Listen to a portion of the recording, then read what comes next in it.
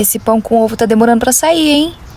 Amiga, olha isso. Ih, tá podre. Era o único ovo, né? Era o único ovo.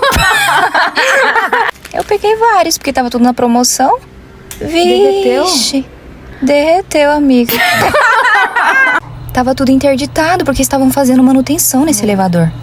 Oi, o que aconteceu? Amiga, a porta não tá abrindo. Não mesmo. A gente tá presa?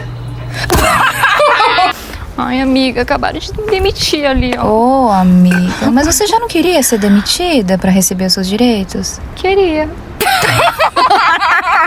Ele terminou comigo e disse que era porque eu era muito tóxica. Da onde isso? Ele não mentiu, né, amiga? Não, né? Ficou estacionado aqui? Onde que eu deixei o carro? Pior que eu não gravei onde você colocou. Amiga, a gente perdeu o carro. Perdeu. E agora, como que a gente vai pra casa? A gente vai ter que ir a pé, amiga.